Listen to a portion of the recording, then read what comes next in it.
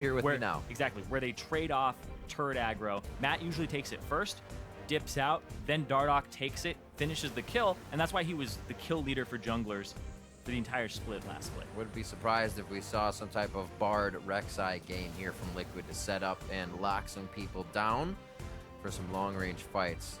Liquid has always been a good team at scrapping, kind of skirmishing fights out, finding a way to lose from behind. But it was a little too much from TSM last game. We'll see what they do coming into game 2 here. Liquid still goes for the double support ban, feeling that Biofrost does still bring too much to the table in that lane, and mostly with those initiations and continuous fight poke. Nidalee Rise on the other side. Bjergsen does not want to see that in the hands of Phoenix. We'll see what they decide to ban for the last ones. Liquid has 7 seconds left. Yeah, because they're banning out Braum, which is not a typical ban here, they're leaving a lot on the table once again. Yep. Zyra, Kindred, Echo, Vladimir, Swain are now still on the table, but nobody really showing an affinity towards them in this matchup. So you can't really leave Kindred up here. It's going to get first picked away by TL. So yeah.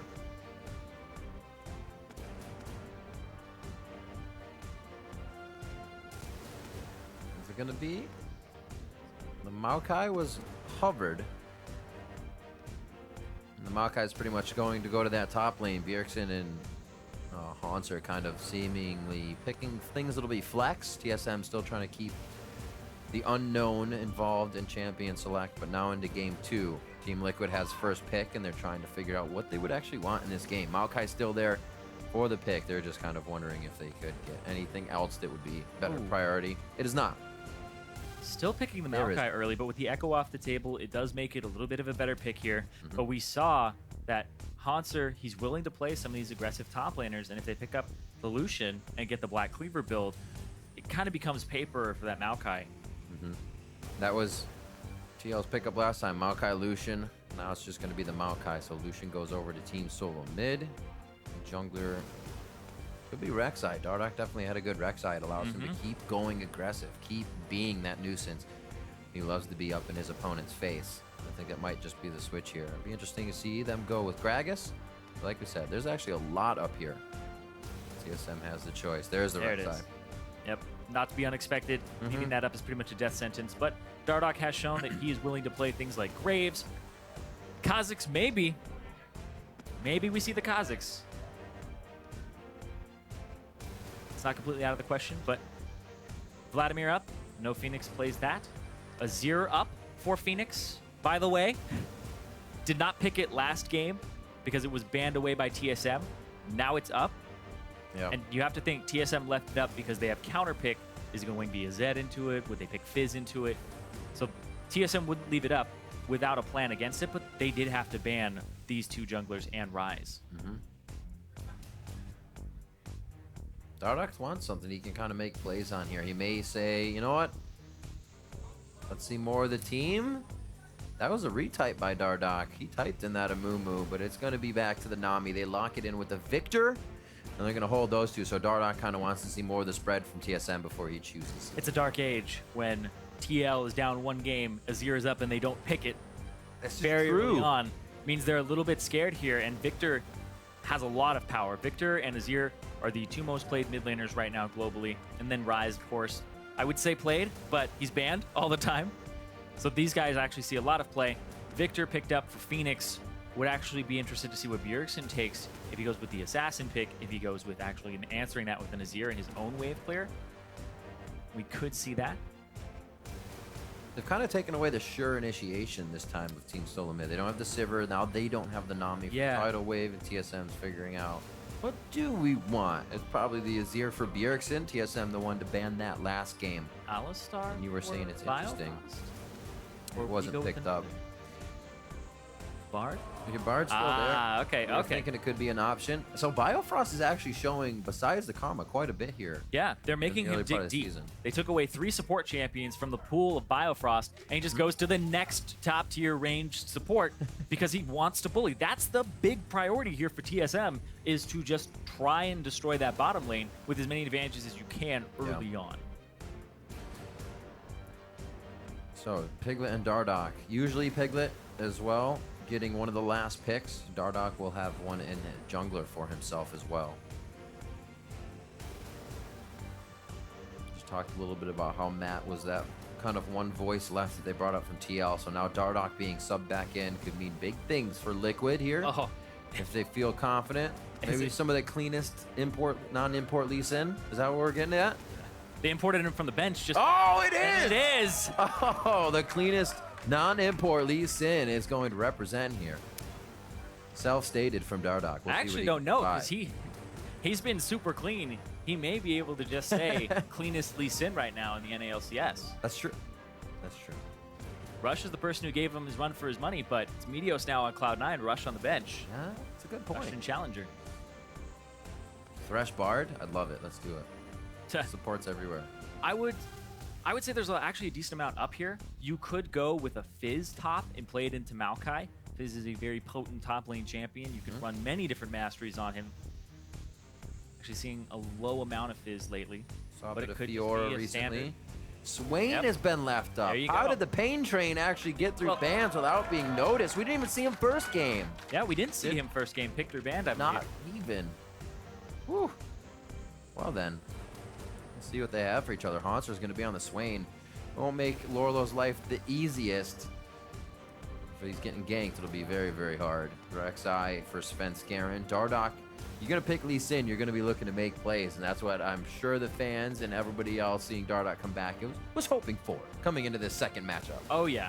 Looking for those kickbacks, looking for those plays. This bottom lane, though, from TL, Nami, Ezreal, that is a bottom lane that wants to poke you out, it wants to sustain, and it wants to basically get an advantage and compensate for the fact that Ezreal has to get tier early. Yep. So the first few backs are actually crucial to the momentum of that bottom wave. So if they actually miss out on the wave, they miss out on 2 waves, if they get chunked out, or if he actually gets to back for free and get that tier, no problem. I actually thought we'd be seeing more Vlad from Phoenix, some of those types of plays to kind of get in and make the high quantity kill plays, and then an Ezreal to back that up. It just seems like a team thing. It seems like a scrim block where somebody was like, Vladimir is destroying everybody.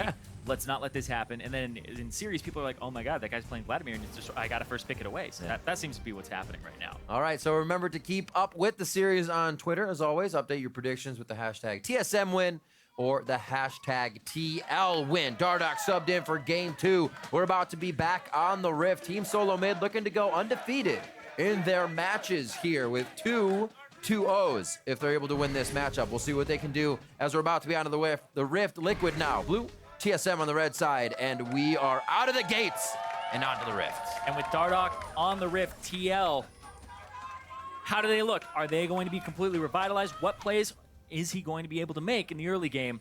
My eyes are completely on this rookie of the split from Spring to change this around. So many things to watch now. We have kind of the rollover featured match in the bot lane. Dardoch's now back in. This is great. Haunter getting more player of the game, I should say. We'll see if he has another fantastic performance.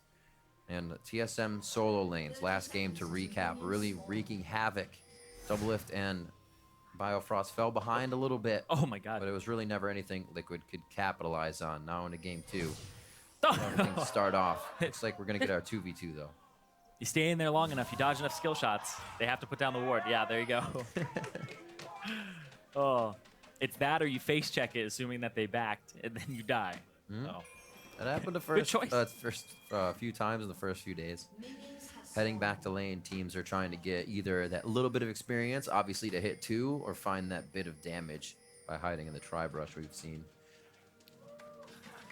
I mean, I guess you can do all those little things with the best of 3. Be like, let's kind of test the waters here. Yeah. Let's test the waters here, see how they react. Really learn a lot in the beginning of the season here. So what I'm really loving about this whole patch in general is just the number of lane swaps that we're seeing, even in NA, has gone down. A lot of people are testing their metal in 2-on-2s. They're saying we have these range supports, so you aren't picking people into bad matches being like, oh, well, I have Trundle versus Bard. I'm going to go lane swap, right?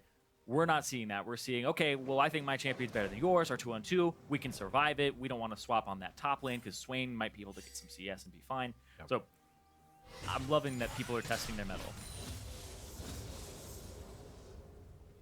Also, the whole jungle experience thing, so top laners don't get level 2. Yeah. As well as the AD carries and whatnot, not grabbing as much, and they fight for that level 2 even more to get to lane. We saw it equal out there. There we good laser, but Soldier attack right back at him. Looks like Bjergsen and Phoenix, obviously knowing that matchup very well, will probably just trade a bit of health and then continue to farm the next few waves. Dardoch, no unusual path for him. There is a ping towards the mid lane, saying that Bjergsen's wave is pushed up and this may be an opportunity after your Raptors. Yeah, there was a camp that was started level 1 by TSM. And then Krug's over by Liquid. Yep, Krugs. So Dardoch actually went from Romp all the way over to Red to do that, just to pick up that buff, and walk all the way back to go do his Raptors now, and then his Wolves. So his route, a little all over the place because you don't need... So he did switch it up, yeah. So basically what you need to do, what he's doing is, I need to give my bottom lane Krugs, because if the enemy does Gromp, our bottom lane's at a disadvantage in terms of experience, and they'll just get destroyed. But I can't start blue buff. I'd rather have red. So that's his thought process behind it. Comes back up, loops back up, maybe ganks top, and that's his route. Completely planned. Is he a super nice guy and he gives this over to Phoenix? No, because Lee Sin no, still makes use of it with energy. Oh, of course. Especially Dardoch wanting to come in and make the plays. He'll take the experience as well. Yeah, some people go and actually take the normal route, like this, where they go Gromp blue, and then they get red so that they have red longer for their gank time. Right. He's been ticking the red away right now, and it hasn't been useful at all. Looking for a bit of a stronger clear. Will seem to float up top here. Going to trigger a ward if he decides to go around. Scuttle control will be the idea for Dardoch, and the bot lane still going at it. Dardoch on the move. Is it going to be Bjergsen? Is it going to be... Oh. Looks like he's chosen. He's taking the long way around. Very nicely done. He Why said, not gank for the Maokai? It was Point a question in route. lane. We thought it was going to be the gank for the Swain in the end. He's going to connect with the Sonic Wave. Resonating Strike goes in. Never move. Just on the outside of catching Dardoch, and Hanser out of mana on that one. It's forced to flash away. Yep, still forces the flash early. Lolo has to use his, though, to close that distance. It's been scaring. He's got it. Alrighty, I actually didn't know as well. I was like, wait a minute, actually. He was saying the same thing as you. He didn't get as much health back when he burrows, I thought. Yeah, it takes her a long time. Yeah. It's a lot when you have that 100, but it ticks down, so it's very, very incremental. So Hanser still has TP, so he's not too bad off in the top lane. Svenskeren will come back out nice and healthy. Swiftness boots for him right off the bat for his Rek'Sai. Yeah, and that's a completely just different style than what you see Dardoch going for the long swords, wants the damage, wants to be able to kill somebody, and then snowball from there. And he always goes things like cooldown reduction boots, so he can make plays more often, have the lower cooldown on flash. So I expect to see those fairly early on. It's one of those things in the early part of the game where you're like, yeah, cooldown's all right, and then somebody just says it, and they're like, cooldown actually means more spells, which means more damage, and you're like, oh my god. They're damage boots! The things you learn in your first few months. That pink ward. Oh, he got bopped by Svenskeren real quick there by Praise Seeker. So he's going to be out. Svenskeren setting up tunnels all over the place on that bottom side. Yeah, and you expect there to be a lot of action in this bottom side because there isn't double TP. There's only one TP, both the top laners, and it's an Infernal Drake. So whoever gets to win the bottom lane and you win that fight healthy enough, you just take this dragon. That's going to boost your combat stats. So you're basically taking kills, and then those kills are like, here's some extra gold. Yeah. You got 300 for that? Here's some more. This is for you. Oh. Looks like it was more farm. Phoenix actually queued a minion there. He used a Q, but used the auto attack on a minion. Didn't get the extra damage out. Really just looking to push Bjergsen off mid lane. He doesn't have the mana to do too much more. Svenskeren off on the side, looking for it. Bjergsen does have the mana to make a play. Ghost Flash. This is going to be tricky if they can actually get it. There's the flash. Oh, no! Oh, it's going to be tricky to run. The pathing may just be so the fast. death of Phoenix. And he can't decide where to go. He hits the carpool lane. It may be quick enough. There's the the swipe. heal. There's the swipe. The heal. Yep. Summoner heal on Bjergsen was just used. Good eye. He kept him in range. Oh, man. Lot used there to actually get up to him, but it's 2 summoner spells for 2 summoner spells. And the kill, and that's an advantage for Bjergsen. They were able to actually force Phoenix from pretty much 1/4 of the lane down right into Svenskeren's hands. Phoenix thought he would just be over the wall a little bit more there. Yeah, he should know the potential of Phoenix, of Seer more than anybody. I said Phoenix is so used to it. Doesn't get the knockup though, so. And he's forced back. Great tunnel by Svenskeren. Maybe could have actually got him earlier, but yeah, ends up picking him up there. So Svenskeren had moved. I don't think he expected the wall to actually be that good because he moved forward and he obviously didn't attack move. Because if you attack move as Rek'Sai, as soon as you are able to knock the person up, you will. Which is a lot of fun when somebody plays Katarina and you attack move on them. They shumpo you and you knock up even before you realize that you've done it. It's like, oh my god! Thanks, Riot, for that. A lot of people, a lot of Katarinas have been like, how? What? How are you that fast? Magic. You know. That's what you tell him. You know. You know. OG Rek'Sai. 12.5 to 11.2 now. TSM still have a bit of momentum from game one. Things happening a bit slower in this game for the side of Liquid. Dardoch trying to get into the jungle, not finding too much in his excursions. Got the flash out of Haunter top, but haven't actually been able to go back and punish that again. 5 minutes passed, it's back up. Yeah. Actually, looks like Dardoch didn't go for the cooldown reduction boots either. That was always his style. Gragas, Lee Sin, cooldown reduction boots, or flash for his body slam flash, or his flash kickback. But Swifties apparently are king right now. He needs to get around the map. He needs to try to make plays and keep up with Svenskeren. Especially since Svenskeren is just all about farming the enemy jungle and getting them incrementally behind. Yeah, he didn't make anything happen in that top lane. He's coming back up now, but it's too late. It's too late. You missed your 5-minute window. 55 to 58. Lorlo actually faring a little bit better. So Dardoch showed top. Bjergsen shoves mid, goes immediately towards the bottom lane. 4 people in the bottom lane. Svenskeren coming up. They're going to have to TP into this if they want any chance. But so is Haunter. It's going to be a 3-on-5. TP from the back, TP on the turret as well. He's going to come through. Lorlo throws down the Maelstrom. Whoa! Team Liquid is melting, but on the other side, the turret was hitting, and so was TSM. Oh, Bjergsen! Liquid able to put a few more hits back onto TSM. Bjergsen very low here, and this could be Phoenix catching up. His Ghost is back up, and they're able to capitalize on that kill. Very nicely done. 3-3 as it goes back and forth and kills 3-2. Biofrost hit the turret and both members of the bottom lane of TL. It bought enough time for Phoenix to start getting down there, and also Dardoch, who had those Swifties, able to show up at the tail end of the fight, and really well played there by Lorlo. Lorlo went on the person who had turret aggro, roots them, ends up doing enough damage to Biofrost as well, so he gets picked up by the turret at the end. That right there buys enough time. Gets the knockup, but then tries to reposition, and look at this, Lorlo onto double lift, takes him out, flashes, follows up, gets the double kill, so they trade 2 for 2 there, and then Dardoch got the kickback, got the ultimate out of Bjergsen, puts the W on the ward that's already been there to get himself just a little bit closer, because he doesn't have his smite yet, he doesn't have extra wards in his inventory. Nicely done by Piglet as well to get the ultimate off just before he went down. That True Shot Barrage really helped that fight turn around for Team Liquid. Yeah, 3 for 2 in favor of Liquid, but this gold advantage is still in favor of TSM. Ooh. And Dardoch coming up though. Lorlo trying to get in position for it. I'm saying have a present. He's tanking the turret really before they had the lockdown, which means he's going to be tanking a lot more before they kill Haunter at this point. They decide to back off, rightly so.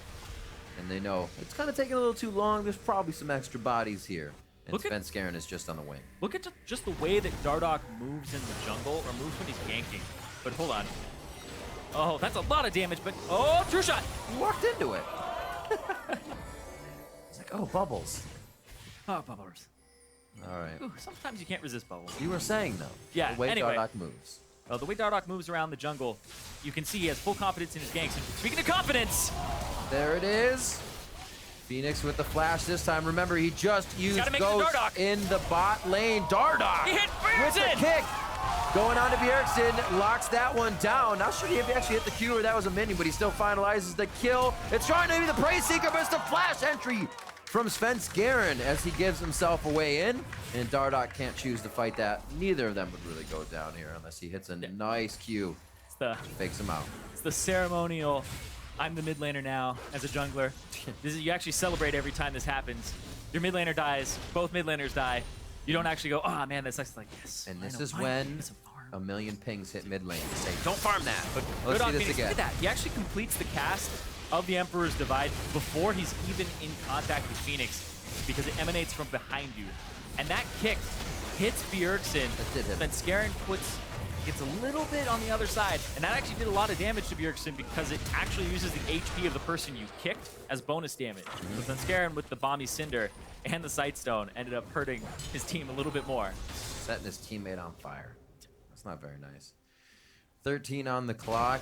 Quite a bit of action here from both teams regarding this first game. Yeah. About 20,000 gold, only a 500 lead for TSM, so much more stable here in the early game for Team Liquid. They're able to keep these lanes pushed up and a bit of an advantage in the bot lane. I'd say it's even with CS assists and a few kills to either side. Yeah, a lot of summoner spells down though, so junglers, this is the time to make your move. Doublelift is the only person on the map who has flash at this moment. So go anywhere but Doublelift's lane. But you could go to Doublelift's lane and try to force it down because the turret's all the way pushed up. Yeah, here he comes. Dardoch straight to the bot lane. Just going to try to muscle down this turret. I don't expect there to be a fancy play just yet. Tempered Fate is there, but you're right. I don't see Svenskeren being close enough for them to actually want to stall this out. He wants to be, though. It actually may work out. Svenskeren is trailing down. So is Bjergsen at this point. That one wave clear here by the culling definitely gave them room to do so. So they do decide to hold that off. Infernal Dragon is on the docket right now, but so is that bottom turret. I'm pretty sure they'd love to take that down. They haven't really broken any structures on either side of the map here in 15 minutes in. 14. Yeah. So want to be critical. You round it up, you know? Heavily. It's the right answer without going over. There you go. But it's going to be Biofrost zoning out. And yeah, this area has been completely warded up by TSM. So they're going to have priority onto this Drake. And TP from Lorlo could come through. There it is.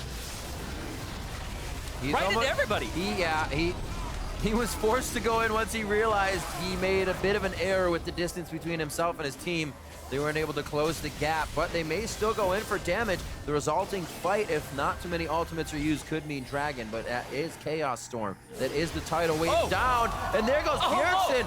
Double Sanya's looking good, gentlemen. The bubble hits two. Coming in from that. It's not enough to turn it around, though. Haunter had already made it past that point, and Birdman is just crushing down. He is using the Swain to a nice effect right now. Just on the side of the bubble, Matt gets hit, but the Never Move connects before he goes down. Torment not enough to kill Matt. He lives as well with a bit of ebb and flow between himself and a teammate.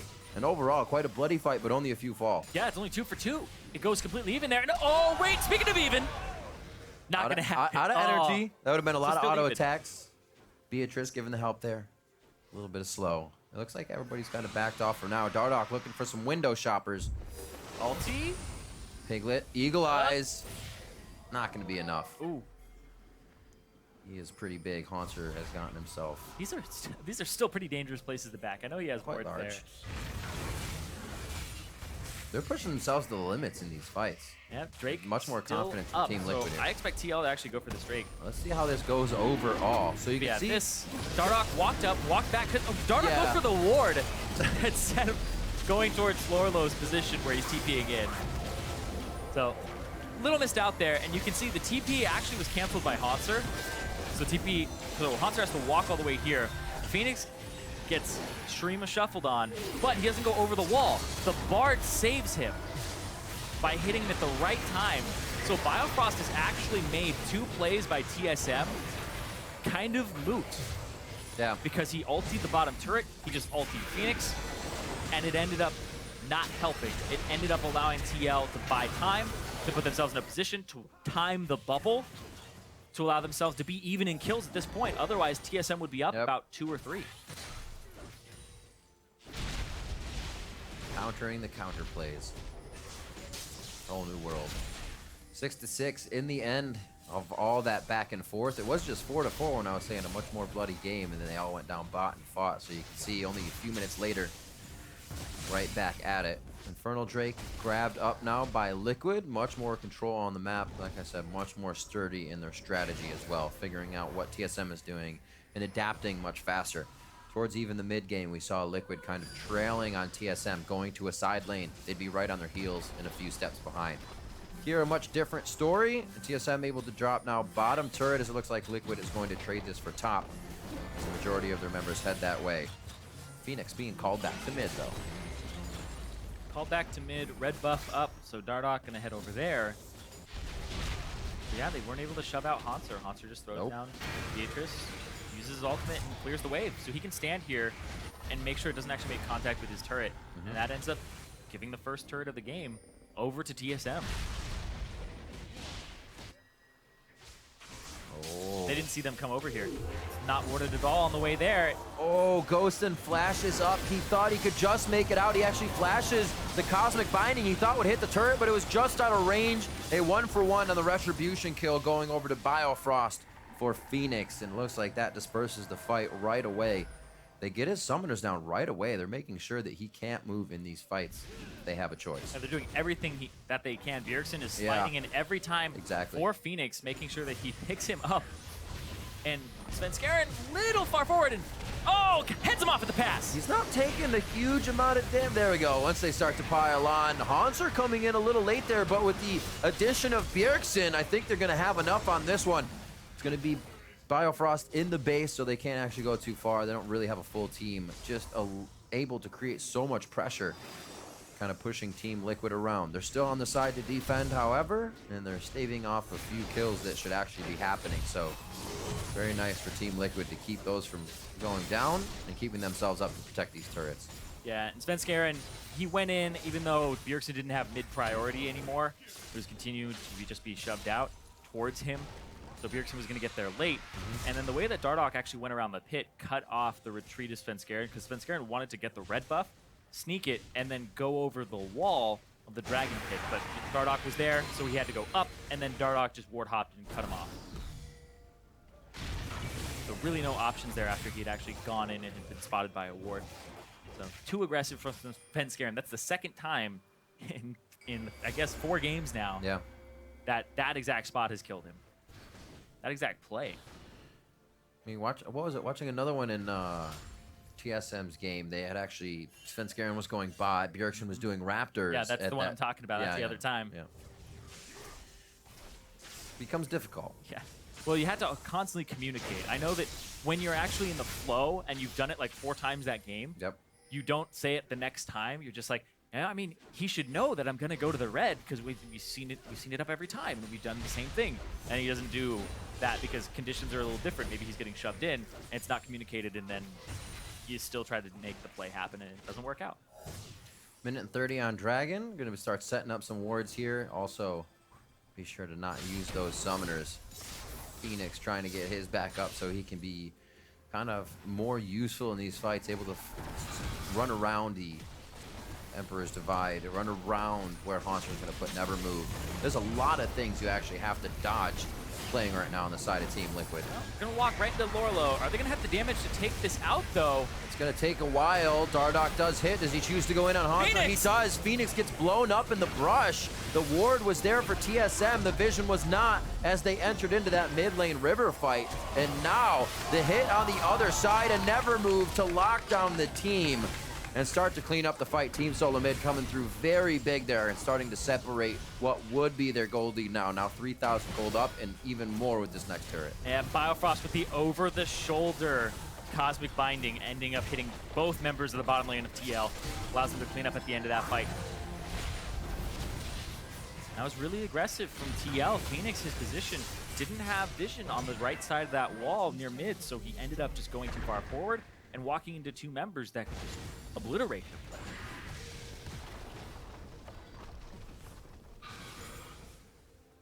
A ping onto the Baron from both teams, actually. See how this goes once more. Here comes... There's a question on to Lorlo. It's like, we kind of need to fight Lorlo. You fight the closest target, right? Yeah. Phoenix was in. Tempered Fate. Lockdown. walks up and then ends up getting destroyed. And that binding right there allows them to pick up 2 more kills. Beautiful binding. Sorry, and one to more never kill. move. Yep. Phoenix is almost kind of giving himself not more credit, but he's feeling more assured that he has Ghost, that he has Flash, that he can fly in and fly out. But he's actually been caught by Tempered Fate quite a few times with that. He's 2 and 5. He is 5 of his team's 9 deaths. And so he has just been picked on this game. Yeah, that's true. They have assigned him as basically the walking bag of gold that they are going to keep punching over and over again. And he has to play scared. At this point, usually you do. We see back in the day, or not back in the day, it still happens, but mid laners take that Ghost, they take that, you see it on the Twisted Fate, so they can wiggle around, get a new card out, get back into the fight, and then continue to be safe. But really, when you have that much aggression, when Bjergsen is actually able to get onto you that fast with Emperor's Divide, it hasn't been Phoenix's day, so to say. Sven dropped something. I'm not sure what it is, but they're going to have to go figure it out. Not completely filled in just yet, but put some tape on it. Being actually very courteous, Yes. not letting his microphone cord, headset cord, He's a very courteous guy. hang on the people trying to help him. I mean, junglers are courteous, right? That's true. That's As I true. But build we always you get up. blamed. We always get blamed. That's all right. It's always our fault. See, he's trying to change that. He's a trendsetter. They're also feeling quite... Oh, he's being courteous because it's his fault. That's true. That's true. Sorry, I stole your blue. I'll come back and do something. So we'll have this fixed up very shortly. Much help from Donald. I still Thank want you to know so what it much. was. Oh, we'll find out at some point. TSM smiles on their face here as they've waiting in this pause. Thumbs up from the All refs right. and thumbs up from Spence Guerin as he's saying, yeah, we're thumbs up right now. We just had a great fight. We're 23 minutes in. Just grabbed a dragon for themselves Yeah, as 4,000 well. up. They're really, really starting to balloon right now, but Yeah. it's all this that picking on that mid lane. They're picking on it over and over again because they know that Hanser against Lorlo, well, the Swain Maokai matchup, he's naturally almost 40 CS up. And then the bottom lane, well, it's Poke. I don't know how I'm going to really get in on that too often. But this mid lane Victor, he has to rely on his summoner spells for mobility. And so they're picking on him every time. And Bjergsen's just engaging, sometimes sacrificing himself. That's why he has 3 deaths. But also Phoenix has been mispositioning in a lot of these fights. Yep. TSM's really building together on these fights. You look how the kills have happened. 1, 3, and 8. So that 1 and 8, as Bjergsen has been involved in everything that's happened on the map right now for Team SoloMid. Look at as well, Svenskeren. He has 8 of those plays to his name. So all of TSM kind of sharing in that wealth across the board. A little bit more than Liquid, even though they've all gotten their hands dirty this game. It's just been much more team effort in the instance it's happening and working out for TSM. Liquid now to the top lane. Looks like that turret is going to be the one that they want. Mid lane still up. Very hard to push in Bjergsen. They're fighting over and over again bot side because Whoa, they whoa! TP to come through and oh! Flash for flash. Dardos couldn't get the kickoff in time, but they may have Svenskeren. A Tempered Fate on 3 members from Biofrost shuts down the initiation from Liquid and now puts them down in the ground. Lorlo will be the next one. Biofrost trying to get on the other side of the minions to make sure you can make a wall stun or whatever stun is necessary to continue spoon-feeding his team some kills. Biofrost is a god. That Oh my was word. a hard Q to stun Dardoch, then turns it around, throws down the Tempered Crazy. Fate, and gets 3 members of TL for the reposition, and then they pick up the member that was not. Not even over yet. And that's the ace there. That's the clean ace for TSM as they pick up the Baron off of just these plays that are being made. Everybody's being incredibly aggressive, and they're all on the same page here. Watch this. This Oh is my so good. word. He goes in, double it flashes because he sees this coming. He Double knows it it's going to so happen. Bard stun, Tempered Fate on 3 members, and then they all gang up on Dardoch. They come through. Bleedy misses the follow-up there. He actually does get the stun onto Matt, I think, and then allows them to continue this chase. Oh, Just utilized every ability in Bard's kit pretty much flawlessly. we wondered, right? We'll push him on to another support. Yeah, We'll push him. We'll take his Nami away this Keep game banning and push Braum. him on to another support. Oh, Really showing up well. TSM, rightfully so. Very happy about that pickup. And Hanser, the connecting, resonating strike. A few more kicks to cripple And the next one But your to base. slow him down. Very nicely done. They take him. TSM now moving into the base. Liquid's been trying to make something work off the ball here, but they forgot about the goal. They forgot about the prize, and that's to protect your base so you can get to your enemies. Inhibitor goes down, and with Bjergsen and team able to quickly come up and do this once more, they'll be able to drop him fast. Yeah, that was actually really interesting because they walk up to the turret. Lorlo was chunked out, and Lorlo was by the inhibitor backing. At that point, it's faster to just walk. Walk back, and then just walk in with home guard. But expecting the rotation to the bot side. If you could teleport, Aiden? Well, no, you're right. Exactly. You're right. Exactly. Even if it was like here to literally down the hall, Your desk. I would probably teleport. Boom. But if I could only do it once a day or once every, few hours. All right, I see what you're saying now. But of course, you can actually back at any time. That's right. So 26, got me there. 2,600 You on the got me. current Baron counter. Very nicely done by Team SoloMid to control the lead. Once they were able to start to balloon that just before we saw Svenskeren put down a little pause to get himself quickly fixed up. And now a minute 50 left on to the next dragon, but it doesn't look like TSM really has eyes on that yet. The vision's already there. Eyes on the prize of the turret is next. And Piglet has just used a bit of the wave clear that might be necessary for this next turret. The Iceborne Gauntlet really isn't even slowing and deterring Svenskeren either. TSM taking what they know they can take right now, and Liquid's kind of going to have to let that happen until they get to the base gates. Yep, and this Baron's still on for a good while. Last 3 minutes and 30 seconds now. So normally it would be up in 15, but it is up for 45 more. I did the math. Ooh, Did all the math there. great work. But yeah, it's going to be the 4-1 with Svenskeren pushing down the mid lane because that has an open inhibitor. No turret there. And TSM, despite Dardoch being subbed in off the bench, being 2-1-4, having a great game, it's still not enough right now. Yeah. TSM looks so clean in the way that they are executing these fights. The early game may have been a little bit more rough for them, but they played appropriately around the pressure that Dardoch wanted to exert. Definitely giving that respect. Understanding Dardoch back in the game, they couldn't kind of flaunt around and just run through Fog of War if they wanted to go for a gank. Much more concise in what they did. Lorlo gets pushed back. Double it very low. Gets the heal. Gets taken out by Matt's ebb and flow. Lorlo trying to mitigate damage on the back line here. Really protecting the team well with that Vengeful Maelstrom. And it's going to be a magical journey to safety as TSM kind of hit a brick wall on that entry, losing Double Lift very early. Good focus by the back line of Team Liquid. They end up getting the pick onto Double Lift. They get him to stand in one position, which allows the Victor ultimate, which does more damage now because it was actually the bubble that hit him. Right. Does more damage in the pulses, but there's more time between the pulses, so they have to stand in one place for a very long time. See if Dardoch's gonna try this. Goes in, not clean enough. Flashes out. He'll be all right. Gets his life. Yep, that was just a Lee Sin play, not a clean Lee Sin play. Went in. Bjergsen's the one who ends up getting it. No smite actually used from Svenskeren, so you can see that that was a desperate play there. Well played by Matt. Gets the bubble. Yep. They pick up Double Lift. Lorlo had tried to engage, and then the peel away, the never move, and then they're able to get away with Magical Journey. So TSM, minimal losses there, and something that could have gone very bad for them. Currently looking to join Envy at the top of the list here. Yeah. 2-0 on their matches for the first week of the LCS. They'd Envy actually as be well. a little bit above because Oh, no loss, right? One loss Yeah. to that record.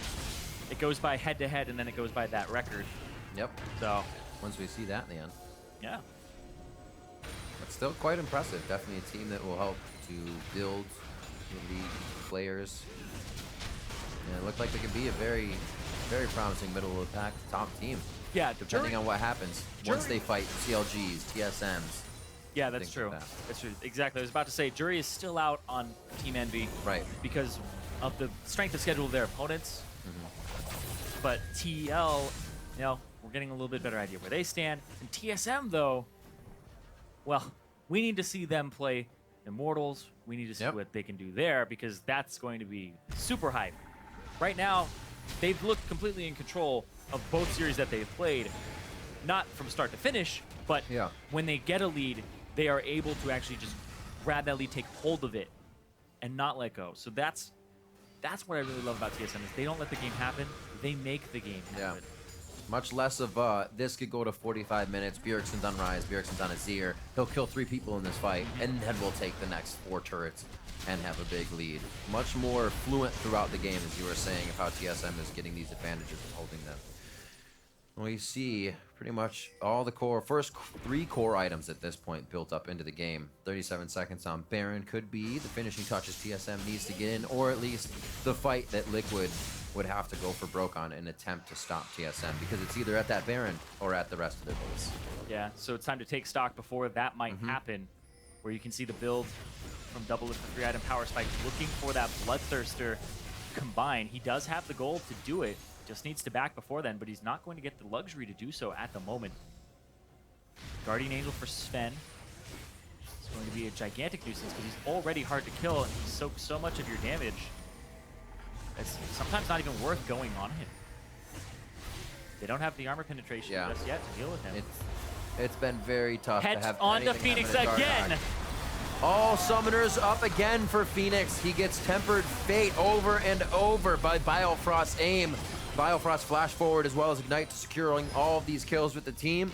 And Ultimate's still up for TSM here. That might be looking very promising as they head in. 40+ seconds on these death timers now, and the soldiers keeping Piglet at bay, keeping Dardoch running away here to keep himself alive. And that's the first Nexus turret going down. Sven Skaren being a nuisance on the outside to keep Team Liquid members at bay. Oh! And even though it's not Bay Life anymore, they're still going strong. They're still going with smiles on their faces, and they're going on to the Nexus. TSM will be 2-0 in the first week of the NA LCS Summer Split. And it's not only just a 2-0, they haven't dropped a game That's yet, true. Riv. 4 straight games. 4 straight games. TSM last split. Start off incredibly rocky. Everybody's like, is this the right pickup? Is this the right move to bring all these new players in who haven't played with each other ever? Well, they brought in 1 new guy this split. They've had the time. They had the spring split to synergize. They had the time off from when MSI was happening, and they look fantastic. This is when you actually, as a player on this team, you go, you know what? Those tryouts, some people may have been like, why are they picking this guy out? Why are they picking up Biofrost when there's all these other free agents who may be imports, right? Well, Biofrost seems to be the fit for the team. Maybe he's not necessarily the greatest in the world or anything like that, but he is a great fit for this team, and you'd be hard-pressed to find somebody else because he played phenomenally well, not just for the team. That was a mechanical display on Bard. That was a fantastic game from him. Absolutely ridiculous. You see the Bard, the Nami, the Karma. Yeah, I don't think you throw the Braum ban at him anymore. The Braum. I think banning him, almost useless. Definitely amazing. Somebody that, even if it's a molded position, he has fit into the team almost better than we've seen anybody. When Bjergsen came in, maybe that was another one, right? And you just see the fact that TSM goes for a non-star pick when they go in. It doesn't have to be somebody that has already done so much and has veteran status, and it's the one that works out for him. NA talent, boys. That's great. Good plug. Let's send it over now to Dash and the analysts for some conversations on that matchup. Actually, we're going to take a quick moment. I believe they're still capping the other game as well. I love the fact that we have so many games. We're not going to spoil it here. This is a spoiler-free zone. Do not worry about it. Yeah, when you see our faces, you're just, you can smile and be like, we're safe here. We're safe. But TSM coming out very strong again. Liquid definitely showing a little more strength with Dardoch. It seemed like it brought confidence to the team. Not taking anything away from Moon. That's still a composition and a team synergy that's building there. But you did see what Dardoch continued to bring to the table. Yes, and this is actually very interesting because Phoenix had never been really exploited this much in the previous That's a really good point Remember, as well. Everybody is making plays on the side lane. He had the lowest kill participation by almost 20% plus last split because he was not with the rest of the team. It was a 4-man unit, and Phoenix just gets the farm mid lane. Now, everybody shows up there, tries to kill him like 4 times, and gets his summoner spells at least every time. So Phoenix, a lot of pressure there was something he didn't seem completely used to on the stage. So I think that that's something that other teams might look at and be like, okay, this may be where we need to target, because we've seen the synergy of Matt and Dardoch. He knows how to come to that bottom lane. Matt and Lorlo, he camps that lane all the time. They're good friends. Dardoch and Lorlo, right? Friends out of game. They also are able to camp that lane. They duo all the time. Dardoch and Phoenix, probably the weakest synergy on that team.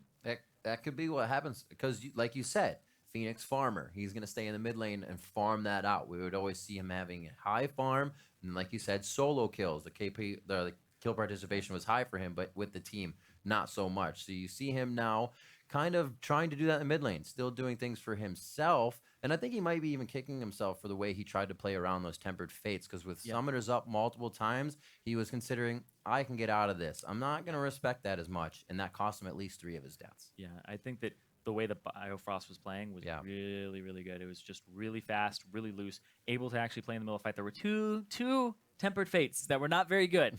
The one on the turret bottom that had got 3 people and allowed or 2 people and the turret and allowed that to actually buy time. And then the second one where he hit the one that Bjergsen was trying to knock Phoenix into the team, save Phoenix for a little bit and allowed the counter kill to come through. So there's only 2 really big mishaps there. Otherwise, it was just really well played. And I think that playing through the mid that fast is something that teams are going to have to get used to, because it's not team solo mid, it's team everybody mid right now. They're all just coming to Bjergsen's lane. They're going to and Bjergsen's actually roaming too. So now you're seeing different types of pressure from TSM that you weren't before, and it's very aggressive. And I don't think there's any other team right now in the NALCS that plays like that, because most people play to side lanes. They don't play from, I'm at your tier 2 tower in mid, and I'm kicking you back, and I'm actually just going to kill you here with my mid laner who's walking through. And it seems like confident aggression, not let's test this aggression. So they're much more behind it, and it seems to just be working for them. Completely confident. It doesn't look like they have any hesitation at all. Oh, so right now we are going to finally send it over to Dash and the analysts as they are ready for some conversations on that match. Thank you very much, gentlemen. That's right. We had to get Bjergsen back here. Victorious Bjergsen, 2-0 over Team Liquid there for TSM. Starting off the season with 2 best-of-3 victories, how does that feel with the roster, coming in and starting off with such a strong showing? Obviously, it feels really good. Also, because we're going in against 2 of the, really top teams. CLG and Team Liquid are both really respected and really good teams. So we knew that the first week was going to be a really hard week, and I'm happy we pulled out a 2-0. So jumping right into the series, it seemed like a clash of 2 different styles where Team Liquid sent a lot of resources bot lane, and you guys had a lot of plays mid focus. Was this something that just kind of happened throughout the series, or do you think this was like a game plan and you guys were preparing for the bot focus or anything like that? We don't really practice particularly mid favored, but it really just comes down to the matchups and what lanes are easiest for us to gank. In this matchup, if you get the Streamer Shuffle onto the Victor, he's very gankable. When we played against CLG, who he ended up going teleport, so that meant that he's very prone to getting dove or getting a 4-man TSM ganked. Yeah. So yeah, it just really comes down to game by game, and a lot of these games we ended up playing through mid, but that's not the only way we can win. All right, diving into this game more specifically in the way that it played out, I do want to talk about the fact that, Sven visiting that mid lane quite often, and we are noticing that, especially with the champions that you're playing in the mid, a lot of gank assists, a lot of dive assists as well. We noticed in game 1 against Liquid as well with the Rise, being able to just hit level 6, targeted turret dives, same thing with CLG. Talk to me a little bit about how Sven has been kind of unlocked by the fact that you can be more aggressive with the way that the mid champion pool is developing. It really just comes down to us have been playing a lot more together now, so we kind of watch out for Sven. We make sure that he's farming as many camps as possible. We set up the wave so that he can be as farmed as possible while still making these plays happen for the team. So we're always looking out for him, looking out for camps that he can take in the enemy jungle, and it just ends up kind of, we're watching out for him, so he's watching out for us, and it brings a really good relationship between, the jungle and the laners. All right, if we move ahead in the game, where it really broke open, 5-0 in the top lane, plus a Baron on the back end of that. We're going to have a replay, pull it up. Bjergsen, if you don't mind walking us through this as it happens. Yeah, actually, I wasn't even a part of this play, but I was watching as I was walking the entire way. It pretty much just came down to them failing the engage with Lee Sin, and then Biofrost was playing amazing on Bard this whole game, and he was landing ult after Q. I didn't actually even see, but Haunter ends up hitting the Never Move onto Ezreal, which pretty much seals the fight. And yeah, Team Liquid I think they felt like they were going to slowly get pressured in all lanes, so they wanted to make a team play using the Maokai and Lee Sin, but after he failed the engage, our comp has a lot of ways to stick onto them and continue to fight. Talk to me a little bit about Biofrost and what it was like bringing him in, because we can see that obviously Haunter, you, and Sven are all playing well together, but that would be kind of expected coming from last season. But Biofrost also seems to be, fitting in very well.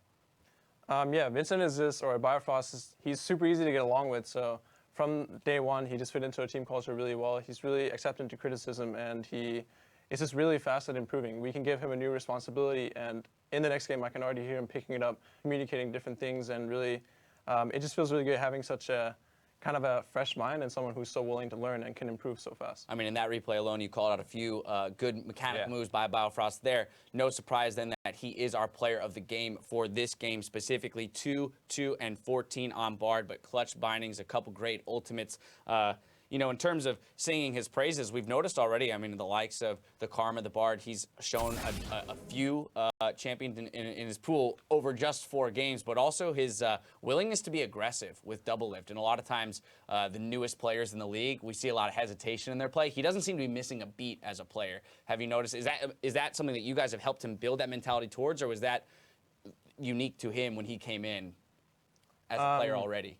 I think they're both really aggressive players by nature, and they're very good at getting a lead in their lane and quickly translating it through vision, and we don't see them really playing to smash the lane as much as people expect, but they're really good at translating their pressure easily through either roaming or controlling vision in the river, and I think Biofrost is doing a really great job. You know, our only really worry was how's he going to end up playing on stage, right? And these teams they're banning Karma, they're banning his Braum, but still he's showing up with great confidence on Bard, so I'm really happy with the pickup overall. All right, well, that's going to close out the series for TSM. I got to congratulate you on another 2-0 victory, starting out your best of threes on in this. Well, let me start over on that one. My goodness, on the split 2-0 start for TSM's got to feel good. We are going to take a quick live look into the action happening over on NALCS 1 in the CLG Apex Game 2. Here you go.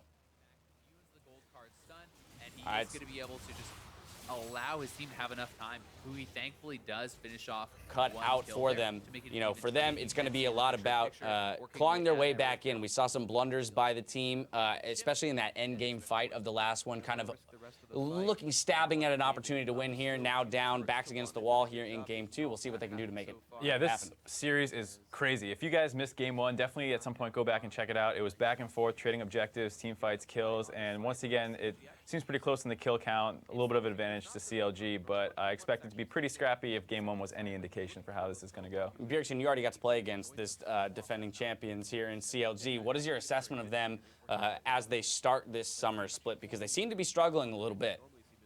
I think CLG are just trying to adapt to the meta, like I heard Xmithy talking about. They're trying out champions like Vlad and Fiora, Vlad is kind of a really new pick that's come up a lot in America, but really how to play around it, how to play the champion efficiently is something that a lot of teams are struggling with. And it's obvious that CLG is still sticking to this really split push heavy style this game with TF and Trundle and previously playing Fiora. So I think CLG are figuring out the meta, but still sticking to their strengths. Yeah, of course. They do have a lead in this game, so something that we attribute to CLG traditionally is the fact that they do play smart with their goldies, that they can pretty consistently close out games in which they do have the advantage. So this will be the test here. Can they do that and extend it to a third game in this series? You know, if we run down kind of the picks and bans as it happened in this game as well, we did see that TF come in the third rotation for CLG, but that did mean that Apex had the opportunity to pick up that Kassadin in that final slot. So looking for somewhat of a counter, but it's going to be kind of curious to see how those globals interact. Obviously, who he didn't opt for the teleport on top of his global. Yeah, the other interesting thing was they first picked Lucian instead of Kindred. And, you know, that's not necessarily the most intuitive thing, but they seem really focused on making sure that Stixxay is on something very comfortable, something that he's able to pressure a lot with, and so it looks like it's working out for them so far.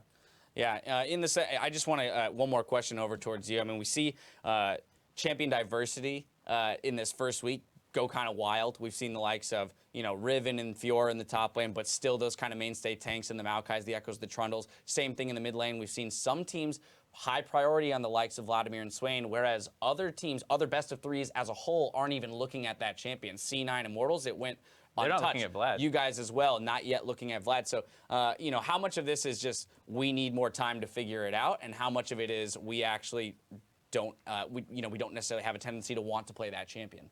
I think it comes down to kind of which teams you're scrimming. A lot of the teams that have been practicing in America have been playing a lot of this like Swain and Vlad. But we came into Korea and we didn't actually end up facing too much Swain and Vladimir, mostly the Swain top that we've seen a bit in the LCK.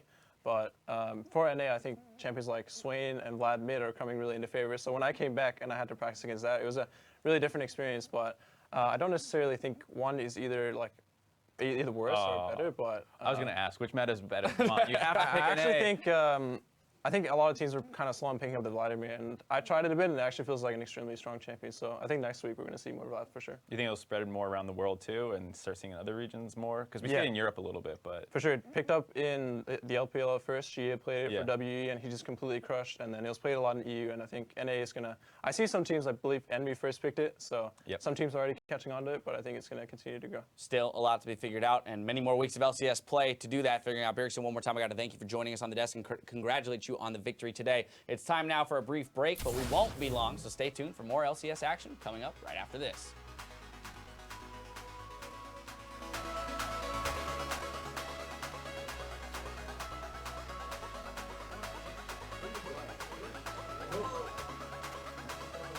He's gonna come through. Lorlo throws down the maelstrom. Whoa! Team Liquid is melting, but on the other side, the turret was hitting, and so was TSM. Oh, Bjergsen! Liquid able to put a few more hits back onto TSM. Bjergsen very low here, and this could be Phoenix catching up. His ghost is back up, and they're able to capitalize. Because whoa! TP to come through, and oh! Flash for flash. Stardust couldn't get the kickoff in time, but they may have Sven Scare, and a tempered fate on 3 members from Biofrost shuts down the initiation from Liquid, and now puts them down in the ground. Lorlo will be the next one. Biofrost trying to get on the other side of the minions to make sure you can make a wall stun or whatever stun is necessary. Heads onto Phoenix again.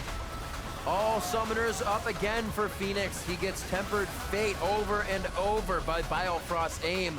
Biofrost flash forward as well as Ignite, securing all of these kills with the team.